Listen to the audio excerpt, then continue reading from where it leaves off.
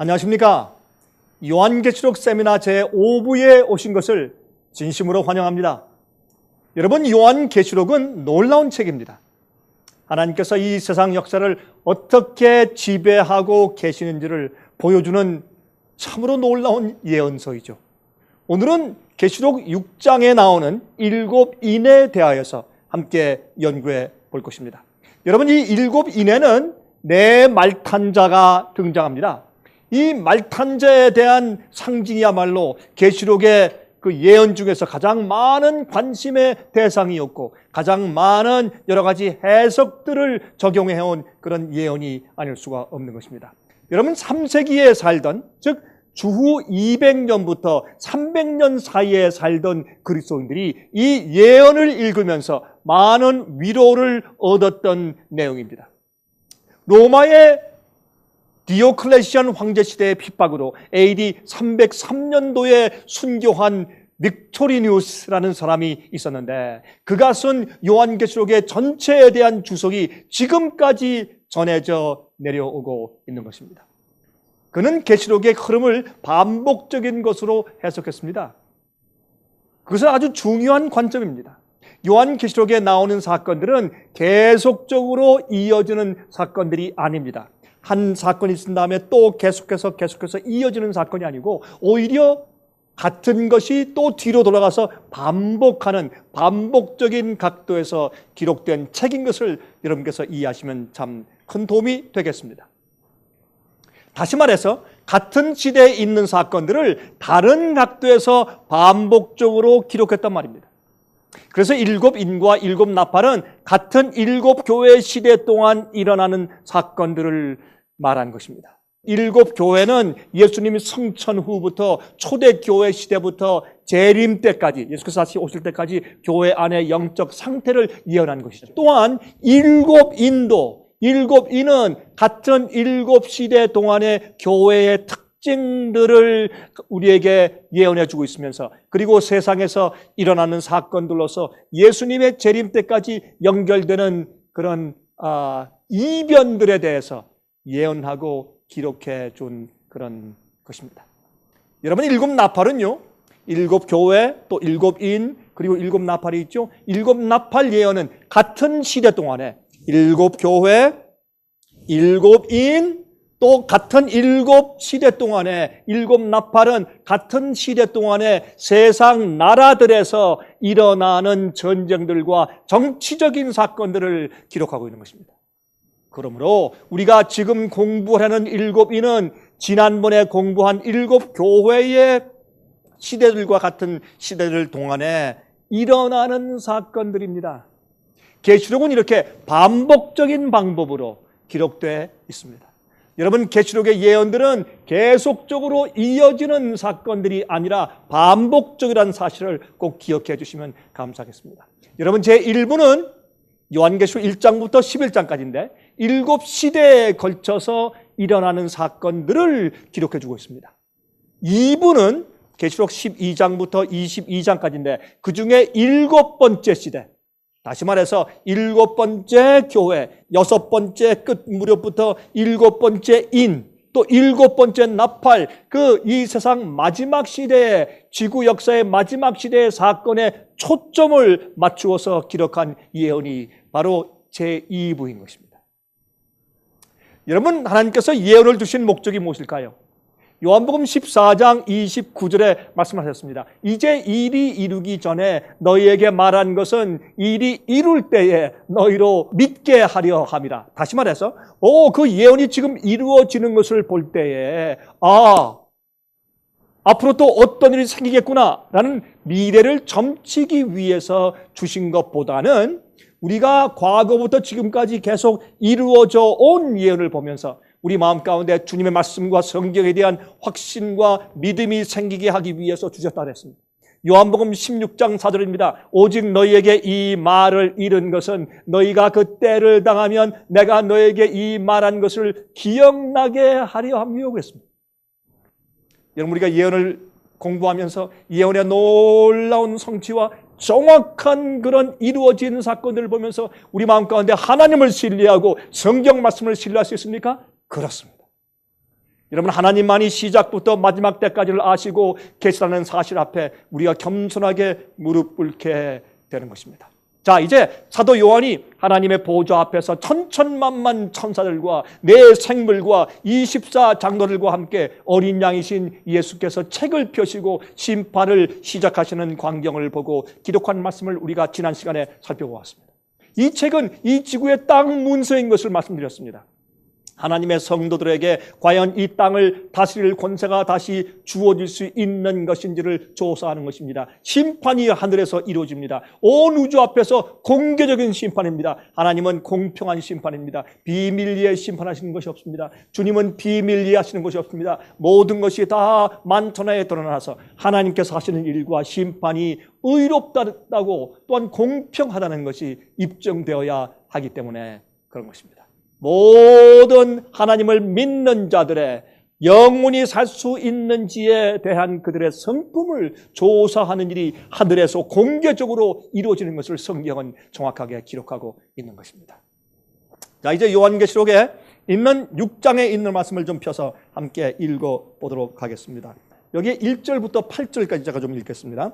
내가 봄에 어린 양이 7인 중에 하나를 떼시는 그때에 내가 들으니 내 생물 중에 하나가 우레소리같이 말하되 오라 하기로 내가 이에 보니 흰말이 있는데 그 탄자가 활을 가졌고 멸류관을 받고 나가서 이기고 또 이기려고 하더라. 둘째 인을 떼실 때 내가 들으니 둘째 생물이 말하되 오라 하더니 이에 붉은 다른 말이 나오더라. 그 탄자가 허락을 받아 땅에서 화평을 제하여 버리며 서로 죽이게 하고 또 큰 칼을 받았더라. 셋째 인을 떼실 때 내가 들으니 셋째 생물이 말하되 오라 하기로 내가 보니 검은 말이 나오는데 그 탄자가 손에 저울을 가졌더라. 내가 내 생물 사이에서 나는 듯 하는 음성을 들으니 그러되 한 데나리온의 밀 한 대요 한 데나리온의 보리석대로다 또 감람류와 포도주는 해치 말라 하더라 그랬습니다. 여기에 놀라운 말씀이 기록되어 있습니다. 자, 7절과 8절을 계속해서 읽습니다. 넷째 인을 떼실 때에 내가 넷째 생물의 음성을 들으니 가로되 오라 하기로 내가 봄에 청황색 말이 나오는데 그 탄자의 이름은 사망이니 음부가 그 뒤를 따르더라.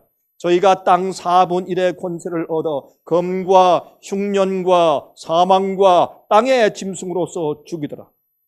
예수께서 인을 하나씩 떼실 때마다 여러분이 이 땅 문서를 원래 인을 쳐준 원래 증인들, 장로들이 와서 자기가 쳐준 인을 하나씩 다 뜯어내는 것입니다.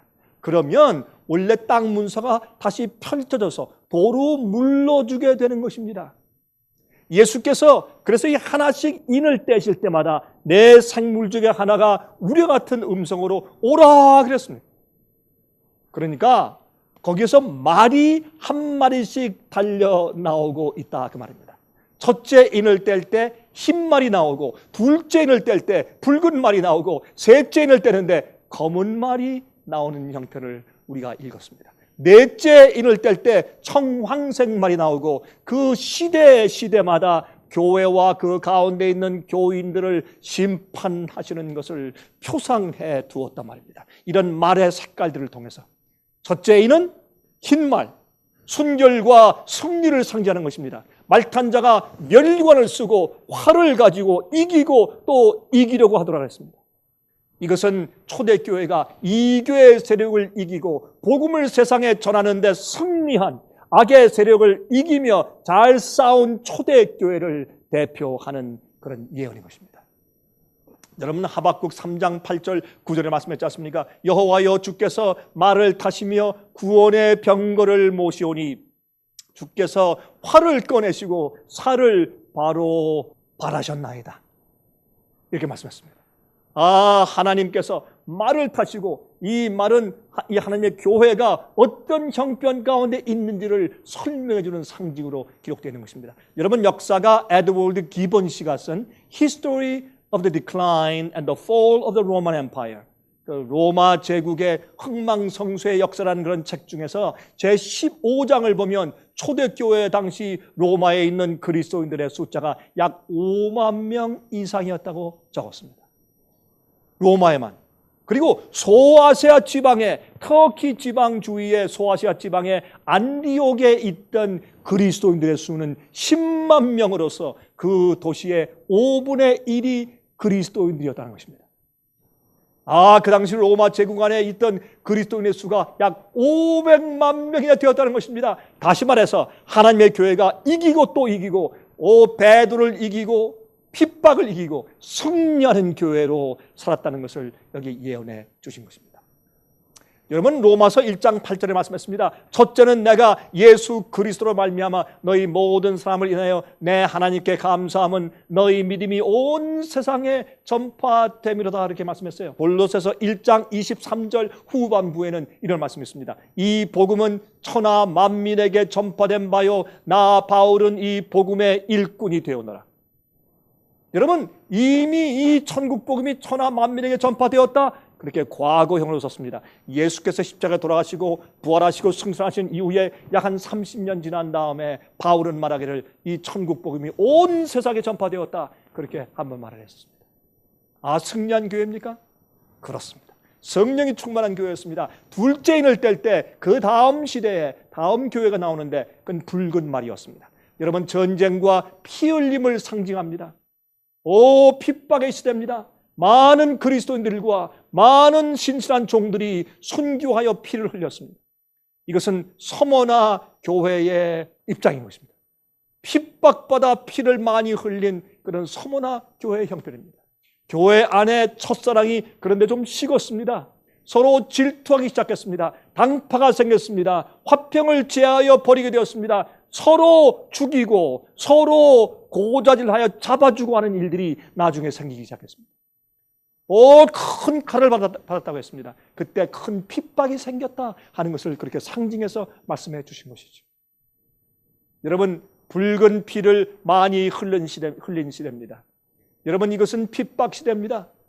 교회가 순결을 잃어버리기 시작했습니다. 외부의 핍박으로 고난을 받던 교회입니다. 안에서 배반하는 자들이 생겨나기 시작하였습니다. 이렇게 해서 성경은 이런 말의 습관을 통해서 그 당시의 교회의 형편을 우리에게 알려주고 있는 것입니다. 여러분, 셋째 인을 뗄 때 무슨 말이 나왔습니까? 검은 말이 나왔습니다. 검은 색깔의 말? 말탄 자가 손에 저울을 가지고 있었다고 했습니다. 이 시대는 교회가 검은 세력에게, 즉 악의 세력에게 굴복했던 시기였습니다. 순교라고 의로웠던 교회가 깊이 타락하여서 떨어지게 되었습니다. 세속주의와 돈을 사랑함이, 권세를 사랑함이 교회를 채우게 되고 이 교회의 오류가 교회 안에 슬그머니 들어와서 순교란 진리들을 대치하기 시작한 타락한 검은 시대였습니다. 하나님의 말씀보다는 인간의 정통과 가르침이 더 세력을 얻던 그런 시대였습니다. 영원 지옥설에 대한 가르침이 몰래 들어오고 영원 불멸설의 가르침이, 이교의 헬라의 가르침이 몰래 들어왔으며 연옥설이 들어왔고 고해 성사하는 일들이 들어왔고 성자를 숭배하는 일들이 들어왔으며 하나님의 계명을 바꿔놓는 일, 특별히 예배 드리는 날짜를 바꾸는 일 등등 많은 진리의 타협이 들어온 그러한 어두운 시대였습니다. 여러분, 그래서 성경은 암흑시대였다고 설명합니다. 신학자들의 의견이 성경보다 더 권위를 얻던 시대였습니다. 미신과 종교의식이 진정한 영적인 경험을 대치하는 그런 검은 말 시대였습니다. 복음이 로마를 정복하였었는데 이제는 로마가 이교의 가르침과 이교의 문화가 기독교에 들어와서 기독교회를 정복한 시대였습니다. 로마 교회의 의식들이 교회에 자리 잡게 된 시대입니다. 여러분, 손에 있는 저울은 무엇입니까? 정부의 법을 다스리는 권위를 상징합니다. 정부가 법을 가지고 다스리는 그런 권위를 상징하는 것이 무엇입니까? 저울입니다. 저울은 법의 권위를 상징하죠. 여러분, 법정에 가면 무슨 그림들이 있습니까? 저울을 들고 있는 그림들이 있죠. 이것은 교회 지도자에게 정치와 종교의 권위가 둘 다 주어진 것을 상징하는 것입니다. 교회 지도자가 무엇까지? 정치에 참여해서 정치의 권위까지 같이 가지고 있다고 하는 것을 상징한 그림입니다. 여러분, 컨스탄틴 황제와 저스티니안 황제가 로마에 있는 교회의 감독에게, 로마의 감독에게 정치적 권위를 주었습니다. 이단을 다스리고 처단할 수 있는 권세를 주었습니다. 누가 감히 누군 이단이고 누군 아니라고 판단하여서 처단하고 사형시킬 수 있는 권한을 교회가 준 적이 있습니까? 이것은 정치와 교회가 결탁한 것입니다. 그렇게 해서 교황권이 시작되었다, 그 말입니다. 교회와 정치가 하나가 되어서 교황권이 시작이 되었습니다. 하나님께서만 우리의 아버지신데 교회 아버지라는 이름을 부르기 시작했단 말입니다. 여러분, 그 예언 가운데 가로되 한 데나리온의 밀 한 대요, 한 데나리온의 보리석대로다, 또 감람나무와 포도주는 해치 말라 하더라 하는 말씀이 있었죠. 여러분, 한 데나리온은 그 당시에 한 어른이 하루 종일 일하여서 받은 하루 품삯을 상징하는 돈입니다.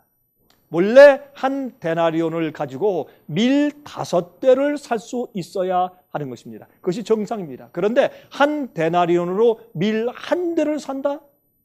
이것은 한 사람이 먹을 수 있는 양밖에는 못 사는 것입니다. 한 가족이 먹을 수 없는 것입니다. 또 한 데나리온으로 보리는 보통 24대를 살 수 있어야 됐습니다. 그러나 석 대밖에 못 산다? 이것은 심각한 기근을 상징했습니다.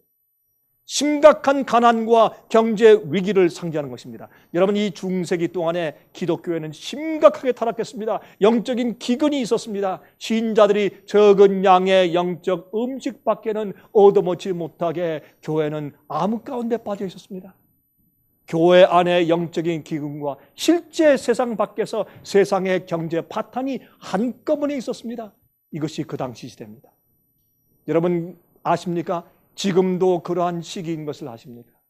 진리보다는 인간의 전통과 오류가 판을 치는 시대입니다. 그러나 감람류로 상징된 성령의 역사는 여전히 그래도 존재하고 있습니다.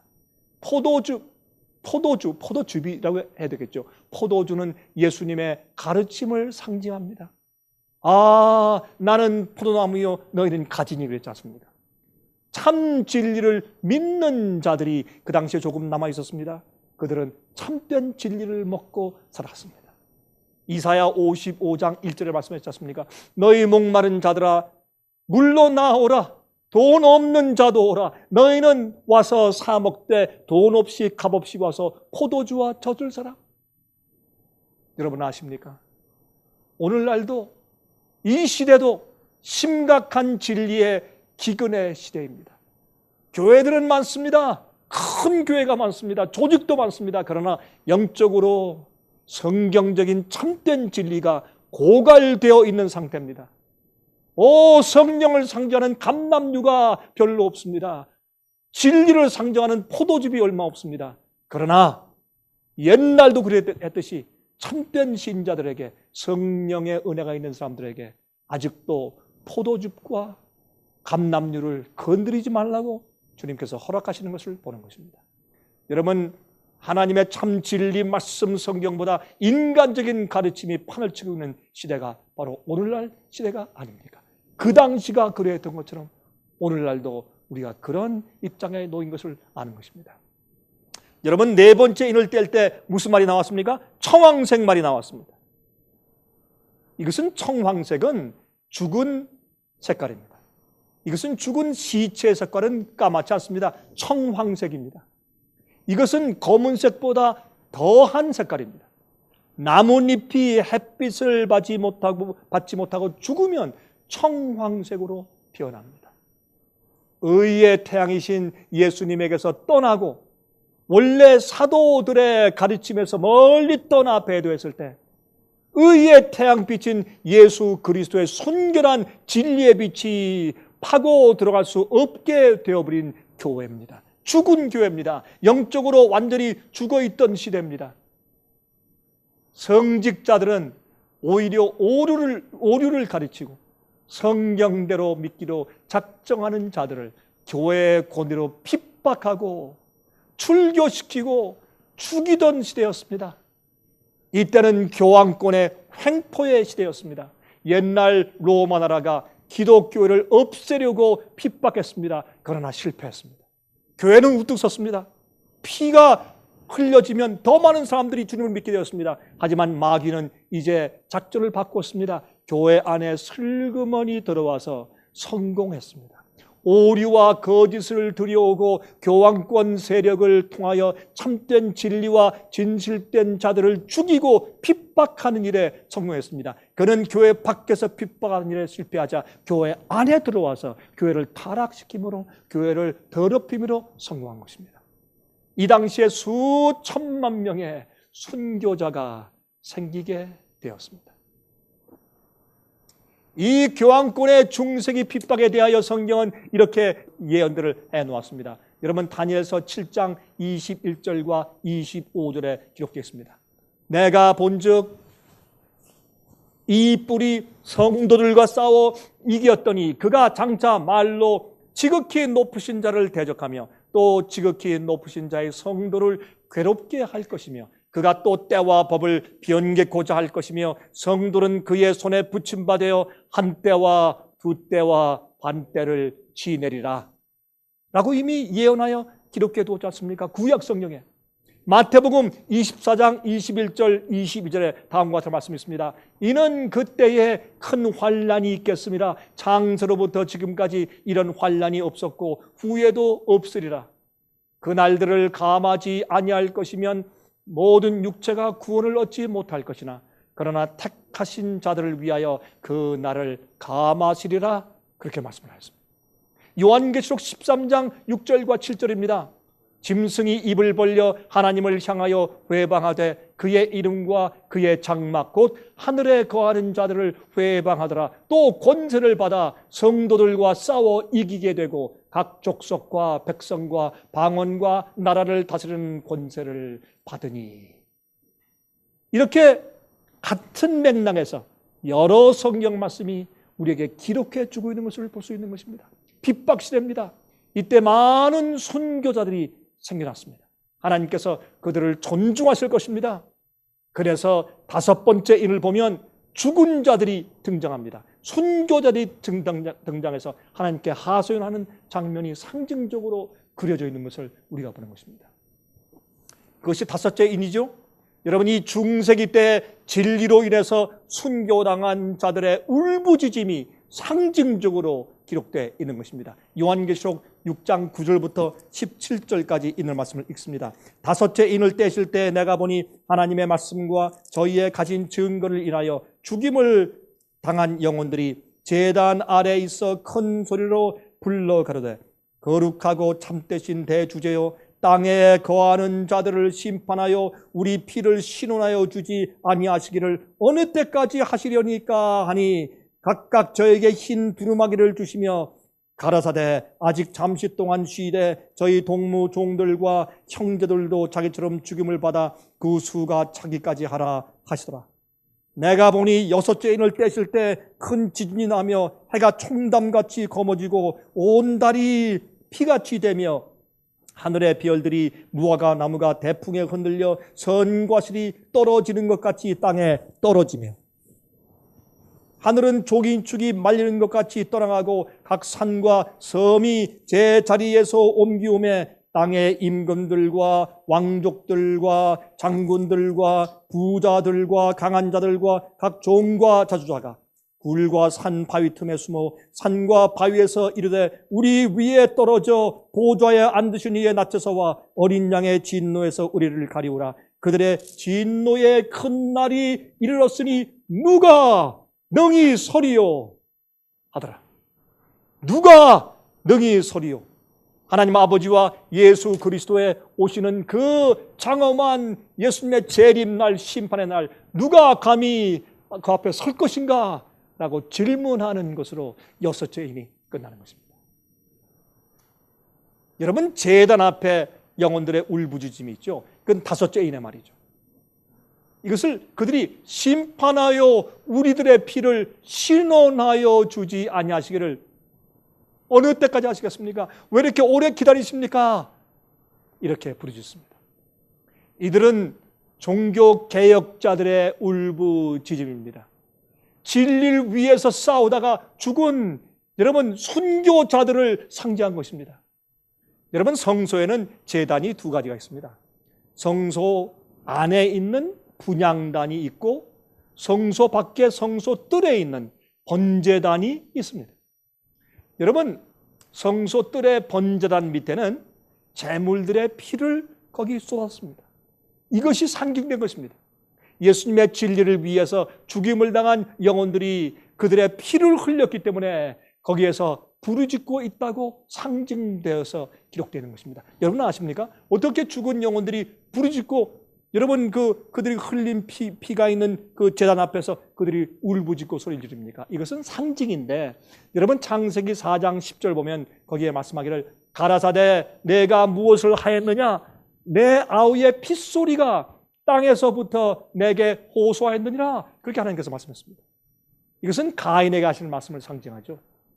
여러분 그 가인이 아벨을 쳐서 죽였지 않습니까? 그러니까 내 동생 이 아벨의 피가 땅에서 내게 소리를 지른다 그렇게 표현했습니다. 이것은 상징이죠. 실제로 피가 어떻게 소리를 지릅니까? 여러분이시여. 그러므로 이것은 많은 순교자들이 생기는 때를 상징한 그런 예언이 5번째이니라 그 말입니다. 전도서 9장 5절에 말씀했습니다. 무릇 산 자는 죽을 줄을 알되 죽은 자는 아무것도 모르며 그랬습니다. 죽은 다음에 그들은 다 잠자고 있는 것입니다. 그의 생각과 지력이 깨어있는 것이 아닙니다. 다 잠잡니다. 언제까지? 예수께서 오셔서 그들을 깨우실 부활의 아침까지 잠잔다고 성경은 말합니다. 시편 6장 5절입니다. 사망 중에는 주를 기억함이 없사오니 어떤 사람들은 죽어서 사람들이 믿는 자들은 다 하늘에 올라서 찬양을 부르고 있습니다. 성경은 그렇게 말하고 있지 않습니까? 않습니다. 다 잠자고 있다고 했습니다.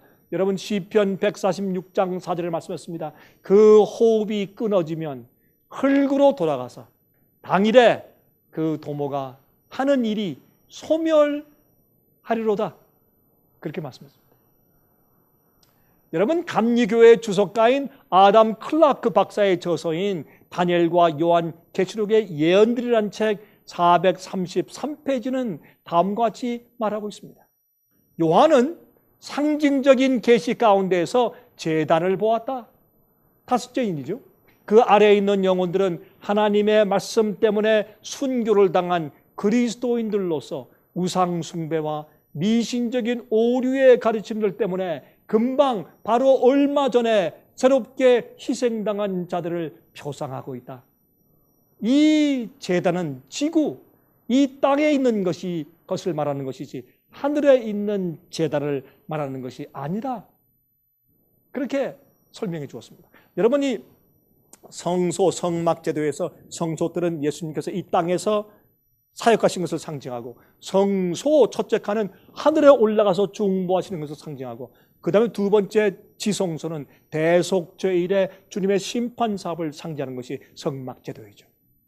또한 장로교회 주석가인 엘버트 반스 목사의 저서인 신약성경 해석 제9권 그것은 계시록에 대한 주석입니다. 171페이지에 이렇게 말하였습니다. 우리는 이 제단 밑에 영혼들에 대하여 실제 문자적 그대로 일어난 일로 보아서는 안 된다. 요한은 제단 밑에 있는 순교당한 자들을 본 것으로서 이 모습은 상징으로 기록된 것이다. 우리는 하늘에 있는 자들이 실제로 자기들을 해한 자들을 심판해 달라고 혹은 보복하여 달라고 기도하고 있다고 생각해서는 안 될 것이다. 그렇게 설명을 잘 해준 것을 우리가 읽습니다. 여러분 이해하시겠습니까? 이 장면의 계시는 넷째인 당시에 핍박으로 죽은 자들이 많다는 사실을 5째 인해서 우리에게 알려주고 설명해 주고 있는 것을 볼 수 있는 것입니다. 하나님께서는 그 순교자들에게 주님의 의를 상징하는 흰 옷을 주신다고 했습니다. 그들은 억울하게 누명을 뒤집어 쓰고 죽임을 당했습니다. 여러분 요한계시록 7장 13절 14절에 이렇게 말씀되어 있습니다. 장로 중에 하나가 응답하여 내게 이르되 이 신옷 입은 자들이 누구며 어디서 왔느뇨? 내가 가로되 내 주여 당신이 알리다 하니 그가 나더러 이르되 이는 큰 환난에서 나오는 자들인데 어린 양의 피에 그 옷을 씻어 희게 하였느니라. 여러분이 많은 자들이 억울하게 이단으로 찍혀서 그들이 순교당해 죽었습니다. 진리를 옹호하다가 그렇게 취급당해 죽었습니다. 그러나 주님께서 그들에게 흰옷을 입히시면서 그들을 인정하실 것입니다. 하늘에서 큰 보상이 있을 것입니다. 여러분 이 세상에서 주님을 위해서 의를 위해서 서서 용감하게 싸울 때 주님께서 흰옷을 주시며 보상하실 것입니다. 요한계시록 3장 5절에 이런 말씀이 있습니다. 이기는 자들은 이와 같이 흰옷을 입을 것이요 그랬습니다. 이기는 자들은 흰옷을 입을 것이요. 여러분 영국의 크로멜 장군이 사무엘 몰랜드 경에게 교황권이 십자군을 보내어서 왈덴스인들을 학살한 사실을 조사해 오라고 부탁했을 때 그는 끔찍한 사실을 보고했다는 것입니다. 그때 그 당시에 그 보고를 보고 신라권을 저술한 것으로 유명해진 시인 존 밀턴 씨는 이렇게 시로 적었습니다. 하나님이시여 그들을 보복하여 주시옵소서. 알프스 산에 차디찬 뼈들이 되어버린 이 불쌍한 성도들, 학살당한 당신의 자녀들을 신원하여 주옵소서. 우리의 조상들이 나무와 돌들을 섬길 때 이들은 하나님의 순교한 진리를 믿었지 아니하였나이까? 알프스산 피두먼 골짜기에 있는 그들의 신음소리를 당신의 기록책에 기록하옵소서 주여 라는 시로 그는 기록해 두었습니다. 여러분 여섯째 있는 말이죠. 상징적인 내용에서 실제적인 문자적인 내용으로 바뀌고 있는 것을 우리에게 알려주고 있습니다. 여러분 성경은요 구약과 신약에 예수 재림 전에 있는 땅과 하늘에 있는 징조들을 언급하고 있습니다. 이 징조들은 예수 그리스도의 다시 오심이 가까웠다는 사실을 알려주는 사건들입니다. 여러분 지난 5인들을 통하여서 기독교의 시작과 그리고 타락과 그리고 암흑시대의 핍박을 보여주시고 하나님께서는 그 시대마다 모든 되어가는 일들을 다 아시고 심판하신다는 사실을 보여주고 나서 6번째 인을 떼시면서 이 시대의 긴급함을 보여주시는 것입니다. 마지막에 가까움을 보여주시는 것입니다.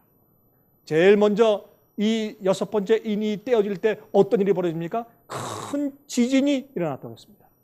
이것은 중세기의 큰 핍박과 중세기의 이 암흑시대가 지나가면서 그 즈음에 1755년도에 이제 암흑시대와 큰 핍박의 시대가 지나간다는 것을 알려주고 우리에게 이 예언이 성취되어서 다른 제대로 넘어간다는 것을 알려주기 위해서 1755년도 11월 1일자에 포르투갈 리스본에서 대지진이 생겼습니다. 5분 동안 흔들렸습니다. 5분 동안 6만 명이 죽었습니다. 지구의 반이 흔들렸습니다. 스페인, 포르투갈의 도시들이 큰 해일에 덮여버렸습니다. 그린랜드와 미국에까지 그 지진의 진동을 느꼈다는 것입니다. 지금까지 그 당시까지 인류 역사 가운데 그렇게 큰 지진이 있은 적이 없었습니다. 그 다음에 해와 달과 별들의 징조들이 생긴다고 성경은 예언하고 있습니다. 여러분 중세기에 있던 환란의 시기 이후에 1260년 동안의 환란의 역사 이후에 즉시로 하늘에 해와 달과 별들의 징조가 생기기 시작했습니다. 예수께서 오실 때가 속히 이루고 있다는 사실을 알려주는 것입니다. 여러분 마태복음 24장 29절에 이렇게 말씀되어 있죠. 그날 환란 후에 즉시 해가 어두워지며 달이 빛을 내지 아니하며 별들이 하늘에서 떨어지며 하늘의 권능들이 흔들리리라. 여러분 누가복음 21장 25절에는 다음과 같이 말씀되어 있습니다. 1월 성신에는 징조가 있겠고 여러분 또 아십니까? 요엘 2장 31절에도 같은 말씀이 기록되어 있습니다. 여호와의 크고 두려운 날이 이르기 전에 해가 어두워지고 달이 핏빛같이 변하려니와. 그런 말씀이 있어요. 또 사도행전 2장 20절입니다. 무슨 말씀이 있습니까? 주의 크고 영화로운 날이 이르기 전에 해가 변하여 어두워지고 달이 변하여 피가 되리라. 같은 말씀이 구약과 성경에 계속 반복해서 기록되고 강조되어 있습니다. 예수님께서 이 땅에 재림하시기 전에 현저한 하늘의 징조가 있다는 것을 알려주시는 것입니다. 이것을 보면 그리스도인들은 믿고 감격하며 때가 되었다고 그들이 준비할 것이고 주님의 말씀의 성취에 대해서 놀라고 신뢰하게 될 것입니다. 그렇게 되었지 않습니까? 환난 후에 그러한 징조들이 보일 것이라고 말했습니다. 중세기 환난 이후에 그런 일이 있었습니다. 종교 암흑시대 동안에 5천만 내지 1억의 그리스도인들이 순교당했던 암흑시대. 이 큰 환난 후에 정말 대지진이 생겼습니까? 그렇습니다. 지진 이후에는 예언대로 1780년도 5월 19일 날 갑자기 대낮에 해가 어두워졌습니다. 미 동북부에 특별히 그랬습니다. 왜 미국에서 이런 예언의 성취가 일어났을까요? 여러분, 청교도들이 핍박을 피해서 미국으로 도망한 이후에 이 미국이 복음의 중심지가 되었기 때문입니다. 성경의 예언을 연구하고 관심을 가진 그리스도인들이 거의 다가 미국에 그 당시에 모여 있었기 때문에 그렇습니다. 기독교의 중심지가 미국이 되었기 때문에 그렇습니다. 그리스도인들을 깨우려면 미국을 먼저 깨워야 합니다. 그래서 하나님께서 1780년 5월 19일 날 아침 여전히 태양이 떠오른 이후에, 그런데 갑자기 아침 10시부터 갑자기 태양이 깜깜하게 어둡게 되는 일을 허용하셨습니다. 사람들은 자기의 손바닥도 안 보일 정도로 짙은 어두움을 경험하게 되었단 말입니다. 닭과 새들이 자기 둥우리로 돌아갔습니다. 소도 자기 외양간으로 돌아갔습니다. 어두움이 그 다음날 아침까지 깜깜하게 계속되었다고 역사는 기록합니다. 여러분, Connecticut Historical Collection이라는 책 403페이지에 보면 이런 내용들이 있어요. 예일 대학 총장이었던 티모티 드와이트 박사가 그날의 경험을 설명했습니다. 커넥티컷의 국회의원들이 회의를 연기하고 심판날이 이르렀다고 가슴을 치면서 촛불을 켜들고 집으로 다 돌아갔다라고 기록해 두었습니다. 여러분 아십니까? 그런데 그날 밤에 떠오른 달은 핏빛같이 붉은 달이었습니다. 여러분, R.M. 데번스 씨는 그의 책 우리나라 미국의 첫색이란 책에서 이렇게 기록했습니다. 1780년 5월 19일에 흑암일은 오래도록 기억할 가장 놀라운 자연현상이었으며 설명할 수 없는 신비로운 이 어두움은 아침부터 대낮에 미 동북부 뉴 잉글랜드 주들을 뒤덮었다. 여러분, 하루 종일 해가 어두워진 다음에 그날 밤은 달이 핏빛처럼 빨갛게 변했습니다. 성경의 예언대로. 그 다음엔 순서대로 하늘의 별들이 떨어지는 일들이 있었습니다.